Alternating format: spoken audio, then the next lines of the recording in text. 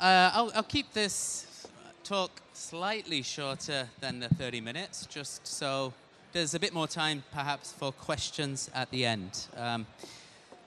The approach I'm taking today, you've got a lot of advice from a lot of great speakers, I'm sure, of how to fix the CV, how to do all the details of your job applications. But I think a lot of people forget about what's going on up here in the process and how to actually manage your health, the way you approach, even your mindset, as people mentioned before, being able to have that positive mindset and that growth mindset. It's much easier said than done. So I'm going to focus my talk on perhaps 4 key takeaways that you can hopefully benefit from and apply into your own career journey. By the way, that QR code will take you to my website if you want to connect and learn more about what I do after today. I'm just going to show you a few numbers, and I want you to try and guess, what do they refer to in terms of career transitions, because that's the focus.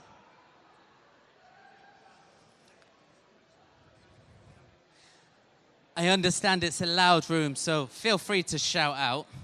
There's not many of you here, so you don't need to be shy. What do you think 1/3 or 33% means? What does that number show? Sorry? Not a bad guess. Okay. It's how many of your hours that you're alive that you spend in work or in your jobs on average. So work is pretty important. I know some people say, hey, it's about having fun as well, work-life balance. Yes, I do agree. But at the end of the day, if you're not happy in your job, you're probably not going to be happy in other areas of your life, and, take it out on perhaps people around you when you don't mean to, right? So it's pretty important to give some thought to your career. I'm conscious of time, so I'll perhaps answer some of these myself. 55% is a percent of people who tend to be, in the last consensus done in Ireland, happy in their jobs. Well, okay, that's not a bad percentage, some of you might say. That's nearly half of you in this room. So it's a big deal, right? 82% is the percent of people who have tried to change careers after the age of 45 and been successful. Now, this can talk about many different fields. The reason I'm telling you this is there is hope, there is a chance, it does work, regardless of all the perhaps negative information you might hear. 12, the number of jobs people might have in their lifetime, on average. So changing jobs and changing careers is pretty normal. You might have grown up in an environment where people don't just change their jobs. It's too risky. You've got bills to pay, finances to think about, right? So that makes sense. I'm not telling you after today, I'm not trying to convince you to all consider your careers, by the way, right? That's not what I'm here for. But know that it is normal for a lot of people to be thinking about that. The question is, are you going to be someone who thinks about it, or are you going to be someone who thinks about it and does something about it? 91%, that's the percent of people who chose to leave their careers and go into self-employment. And when asked, would you go back to your original job? 91% people said no. I'm happy I made that choice. It's a big decision, it's risky, but hey, the statistics show it works for a lot of people. Sorry, that's just where I got the data from, in case you wanted to, check yourself. Anyway, let me just focus on the 4 areas today. I'm going to highlight the 4 problems and then 4 strategies or solutions that you could hopefully apply to your own situation. I know you're all in different situations, so not everything will work for every one of you. So hopefully you can take what you need from today. Uncertainty. How do we manage that? How does it work? Well, if you think about it, we have uncertainty in every area of our lives. When you want to change job or career, a lot of it is uncertain, right? And it stops so many people from doing anything. Because it's scary stuff, not knowing whether you're going to have a job in 6 months' time or whether it's enough to pay the bills. But hey, that works in every area of our life, our health. I'm sure most of you in here can't predict when you're going to fall ill someday. It's something that we can't be certain about. Relationships, we can be pretty certain about them one moment, and then a small action can just completely change that and upend it. I won't talk too much about the weather and how uncertain that is, although certain in some ways in Cork. The thing with uncertainty is it has the same bodily response as when you're excited about something. What happens when you're feeling uncertain? What happens in your body? I see some mouths moving, but I can't hear you. I feel like I'm going crazy or deaf. Did you want to say something? What happens when you feel uncertain about something? Some of you are doing this. Your heart beats fast, perhaps. Might find it hard to breathe. Might feel, quite anxious.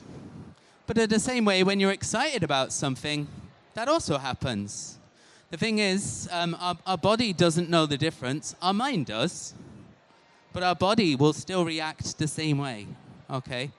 So sometimes when you want to change something, you want to change it, and you know what you want to go into. You can get that same, maybe it's excitement that you're feeling rather than being afraid.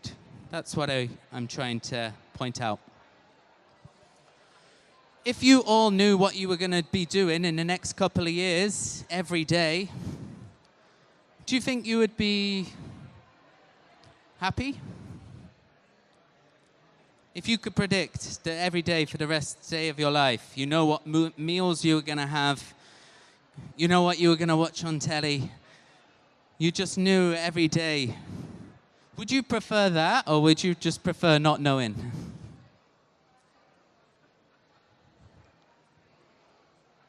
I can't tell from some of your faces. Okay. It is what helps keep us living and trying for things, right? Because if we knew everything and how it was going to go, you'd probably be, oh, I know.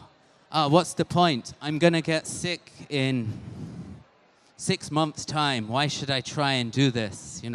That kind of mentality. Financial stability, I just wanted to mention that because I understand changing jobs, changing careers, because I've done it myself. It's scary being out of work, trying to find a job in a new country, an expensive one, and just not knowing when somebody's going to say yes to you and how long it'll take. And realistically, you can't just say no to jobs that you don't want because you have to pay bills. Okay. And I've had people speak to me today and ask, should I take this job? It's a lower salary than I wanted. But hey, it might not be perfect now, but, people have needs. People have things that they need to pay for. So it might be something that you have to do for now. You were probably expecting a picture there, right? Technology. Another way uncertainty works. So how do we manage it? A few tips that you can look at. You might have seen something like this before. Circle of influence, things that are in your control and things that are not in your control.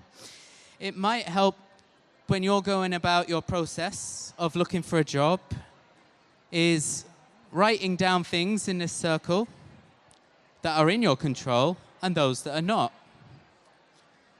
So if something's in your control, you're much more certain about it, right? Not 100%. But if something's out of your control, it's much harder to be certain about it. So you have to decide, what is it that you can influence? Okay, putting in the best CV. A lot of you have come here today to get help on your CV and application process. That's great. You're giving yourself the best chance you can, right? You'll fix up your CV after today, send it off next week, hopefully get some interview offers. Great. You'll turn up at the interview. You'll interview. You might prepare the best you can and do everything in your control.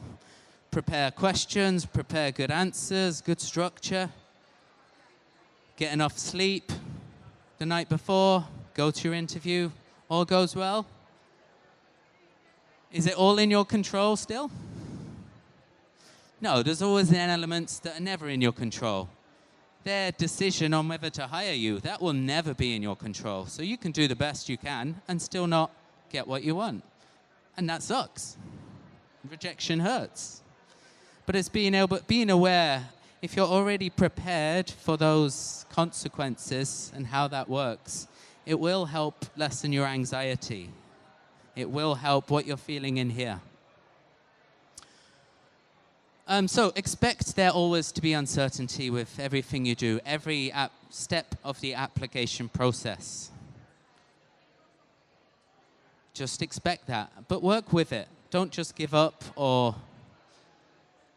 feel defeated if something just doesn't work out how you predicted.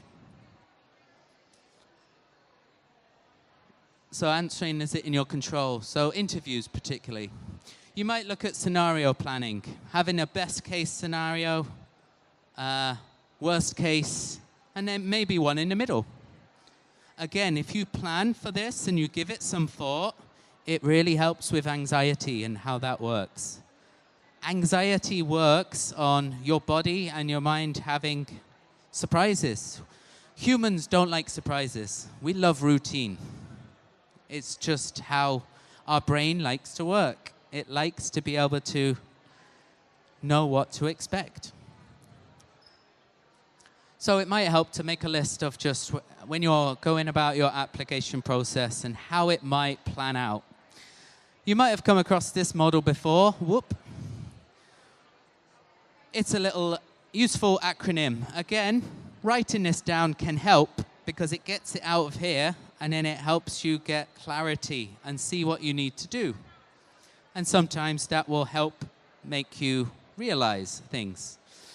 So what does it mean? The W is wish. What is it? What is a job that you really hope for? Or a career?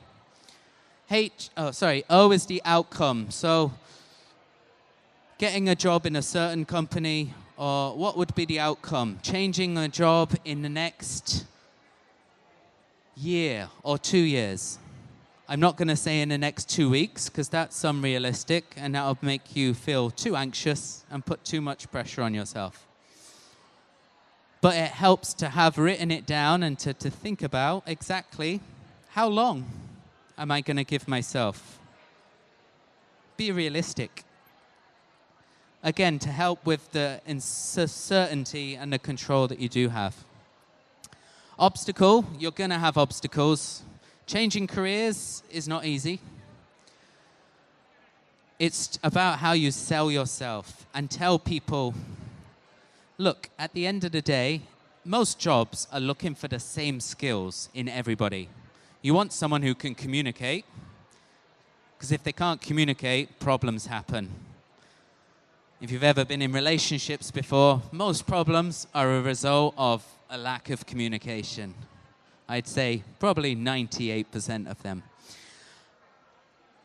Communication, working with other people, even if you don't like other people most of the time and you prefer dogs, sometimes like me, then, you know, it's still a skill that you have to show that you have.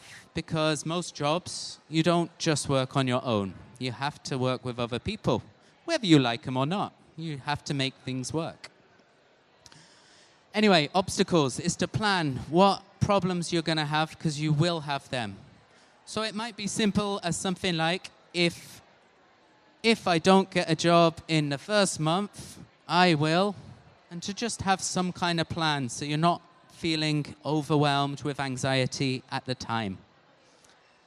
If I get rejected from this job, I will.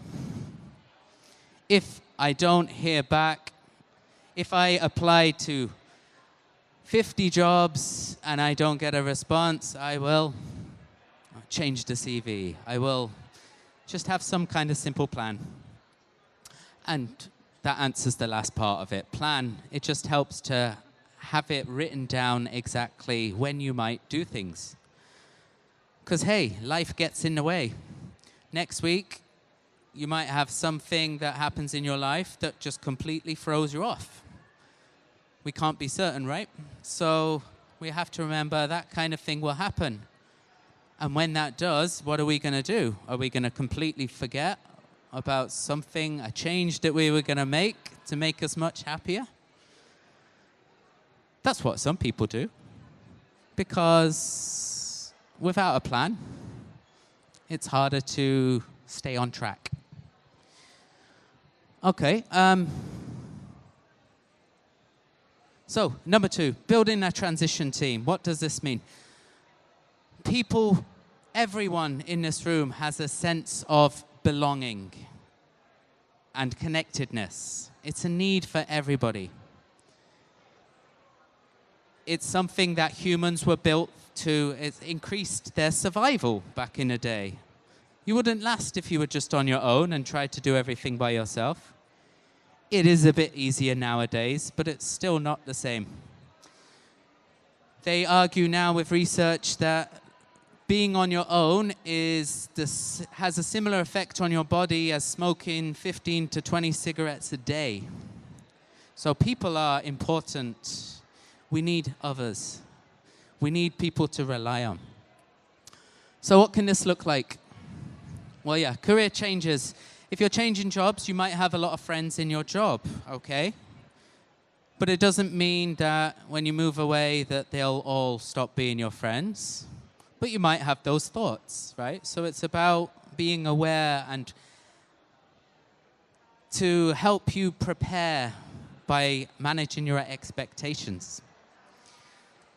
Being able to, so then again, this can lead to thought, being isolated, especially if you've been in that job for a long time, right? The other problem is, another fact rather, 85% of jobs are actually filled through networking and people knowing other people. So this is another reason it's good to meet people and know people. Again, thank you all for coming today because you've made the decision to try and speak to other people. This is networking. It might be uncomfortable at times, but it can be part of the process. Helping others feels good, right? It actually releases chemicals in your body, serotonin, that helps you. So when you help someone, you actually feel better off for doing it, and it's actually good for your health to help others, even if you don't like to help people. Asking for help builds trust in others because they think that, okay, you came to me for a problem, you trust me to be able to help you. If you never ask other people for help, it's harder to build that and earn that trust. So what might this look like exactly for you? Oh, another thing there, just helping professions are often the most rewarding for a lot of people. I'm not saying that'll be the case for all of you, but that's why they tend to be rewarding, because helping people feels good. What can your team look like? Perhaps reach out to someone that you know who has changed jobs or careers in their lives, made a big change. they'll be the best person to go to first to try and just find out how did they go about it? How did they manage their anxiety, their uncertainty? What things did they do to improve their chances of success?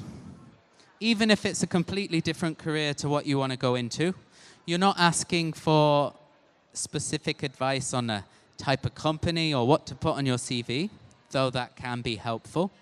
But you can help for how did they manage it, like manage everything else rather than the CV, because the CV is just one part of the whole process.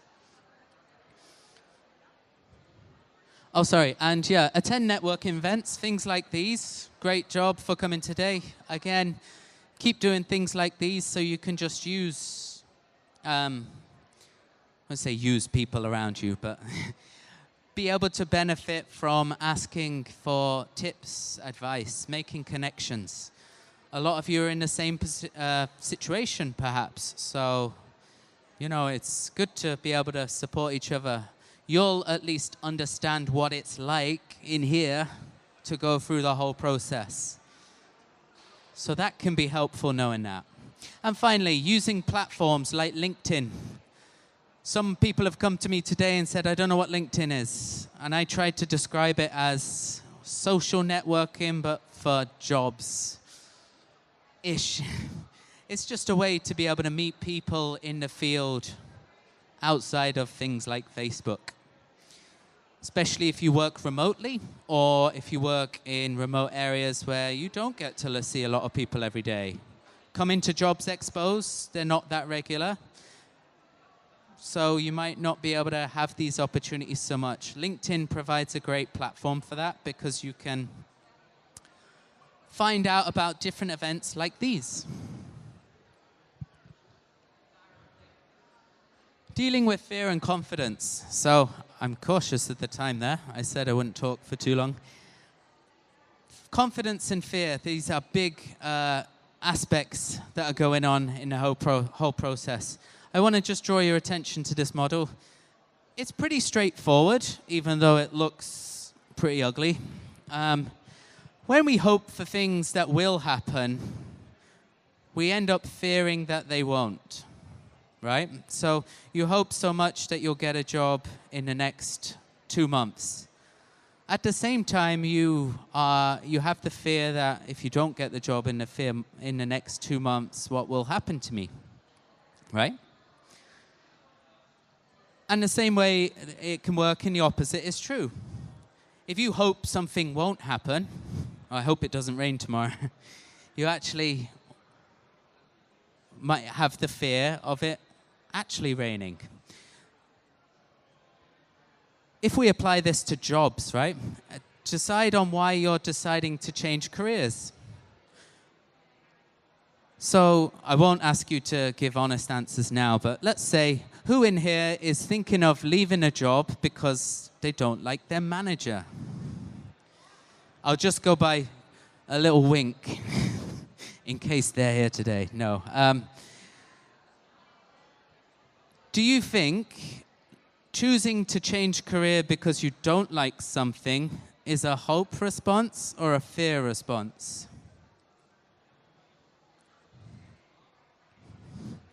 I'm hoping you're thinking fear.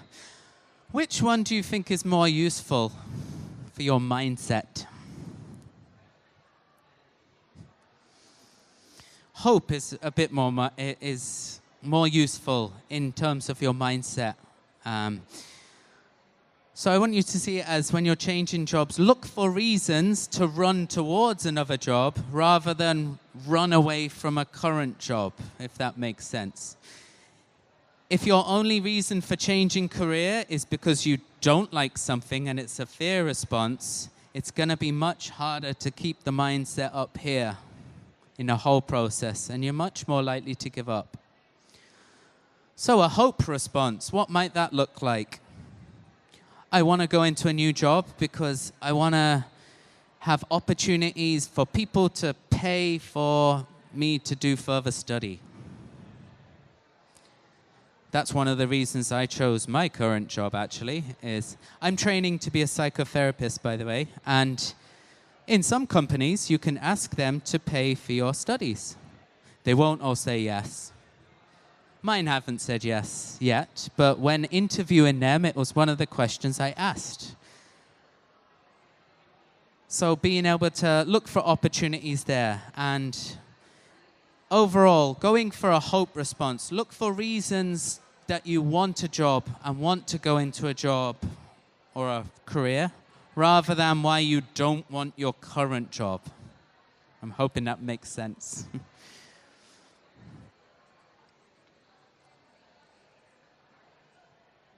Okay, and just quickly about confidence. How does confidence work? I made this triangle to help you try and understand it a bit more. And it might help to have 3 different views on how confidence works. We've got self-advocacy. That just means your ability to speak up for yourself and say, not afraid to say, I can do this. I am worth this. And that is your motivation. That's whether you will give up or not. Then we have self-efficacy. Skills that you have and how much practice and experience in a job. That affects your confidence. And then finally, we have perspective. I would say this is the one that most people tend to lack, that I found through my own career coaching. A lot of people in this room are really well qualified. And some people might rush to do extra qualifications first, right? But that's sometimes not the right way. Some people have tons of experience. And going into a new job, yes, that is going to be useful. But it's how they call them transferable skills, is how you transfer that information and make it a skill that they will need in that job. So being able to navigate those. And perspective, again, that's the idea with the hope, instead of fear. Being able to see the situation from a different way. Again, having a transition team, people to speak to, they can help you find perspective. If you try and do it on your own, you might struggle to get that perspective. If it's missing, unfortunately, that's when your confidence starts. You start questioning and doubting your confidence. Okay, just moving on to my last point there. So changing our identity. When you change jobs, perhaps it's a job you've had for 20, 30 years, and it is an important part of who you are, right? So it's a big change. So try not to underestimate it.